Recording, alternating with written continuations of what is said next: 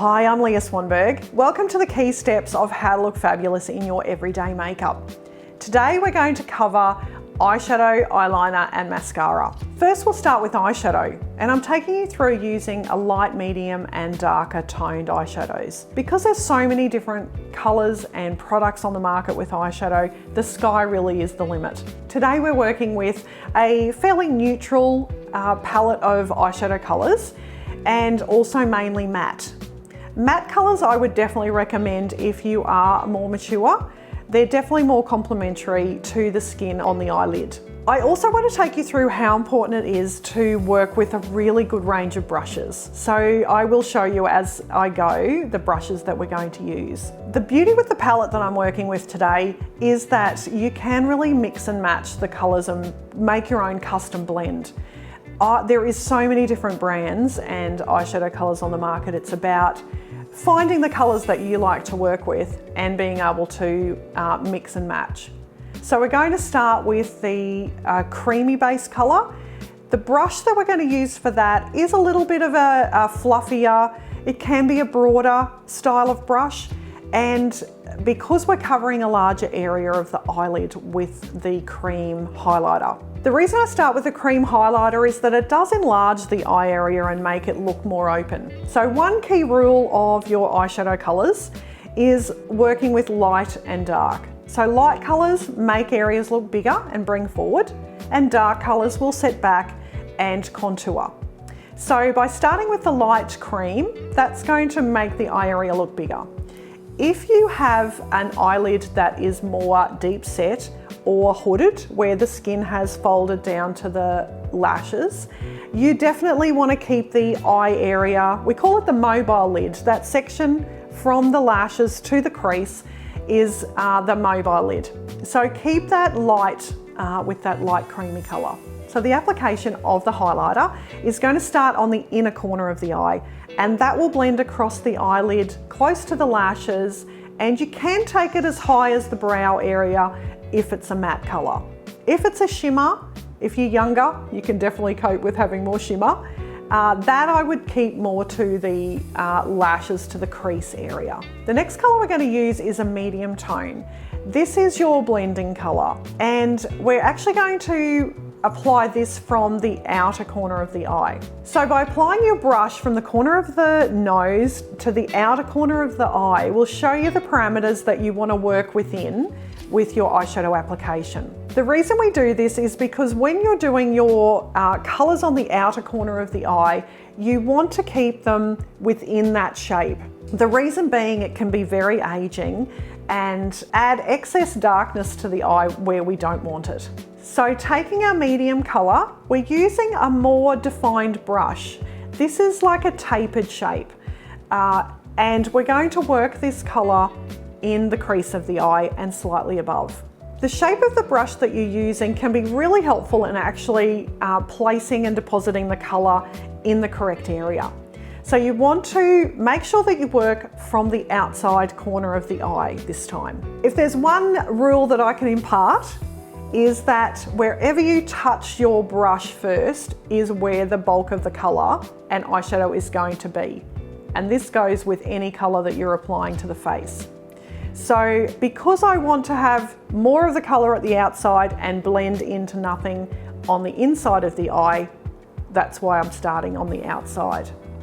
So place the brush at that outer corner into the crease area and blend it towards the nose. Following a nice contoured arch, this will help to deposit the colour into the crease and slightly above. Our next eyeshadow colour is your darker tone.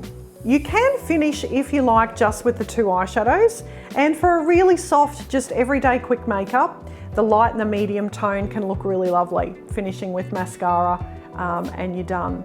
But if you want to take it to that little bit more special step, add a darker tone.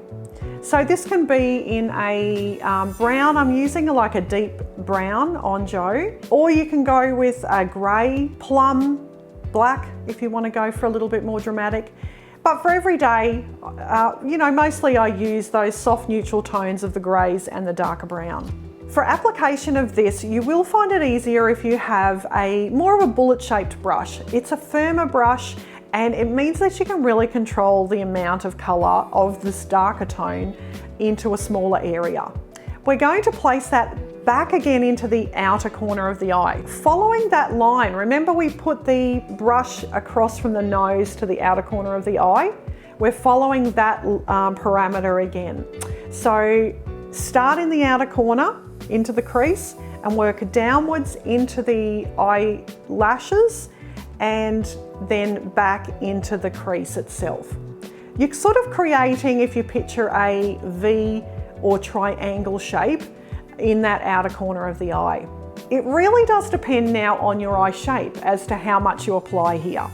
If you've got a more open eyelid and you've got more space that you can see from the lashes to the crease, you can apply your darker colour a little bit further across to say, 2/3. If you've got a more hooded eye where the skin touches your lashes or folds down onto the mobile lid, then you're going to work your darker colour a little bit higher so that when your eyes open, that's helping to contour and shape and fold that skin, I guess, back. You can also use this brush, the bullet brush, with your darker colour to line in underneath the eye. So following that lash, that lower lash line, that works perfectly as a nice subtle blending under the eye as an option to eyeliner. So our next step is eyeliner.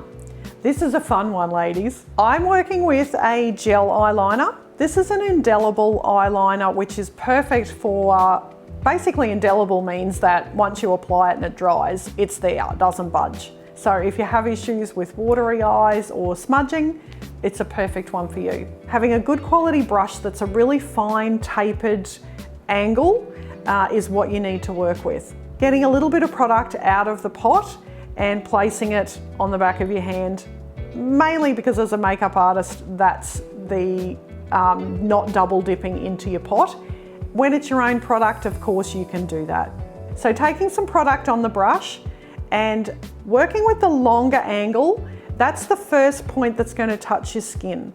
So bring that to the start of your lashes on your eyelid and gently you're following that lash line. So don't be afraid to put a little bit of pressure, touching it like into the lashes, and then gently in fine strokes, you're going to follow that lash line very thinly from the initial eyelashes and getting thicker as you get towards the outer corner of the eye. Now, if you want a little bit of a wing or a point at the outer corner, I always flip my brush around and then come from the outside in toward the lash line again. Now we move on to mascara. And Eye of Horus, which is an Aussie brand, one of my favorites. It's a really good non-smudge mascara. So take a little bit of product, make sure you wipe the excess out on the inside rim as you pull your mascara wand out. Place it to the base of the lashes. Sort of tilt your chin down a little bit so you can really place the wand to the base of the lashes. And you're going to just do just a soft jiggle action as you work to the length of your lashes. And then just follow the whole lash area, doing that same technique. That's going to lengthen and thicken your lashes as you get more product applied. I never feel that you need to actually apply mascara to the top of the lashes. I always just work from the underneath up because that gives you that uplift and create your lashes curling upwards. I also then just whatever's left on the brush, use that on the bottom lashes. You don't need a lot of product on those underneath lashes because if you are going to get any smudging, as you blink, that is what will touch the skin and leave residue on your under eye. The reason that I do the eye makeup before the foundation is that it gives you the opportunity, if you have some fallout from your eyeshadow, to use the Bioderma with just a cotton pad or cotton tip and just to clean up and wipe in underneath the eyes. And it gives a much fresher appearance to your foundation. Blending is the key with your eyeshadow.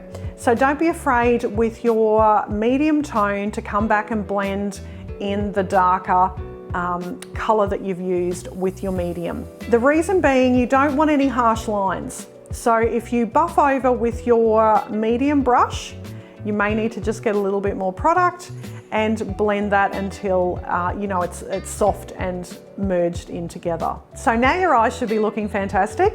And in the next episode, we're going to move on to corrector and concealer.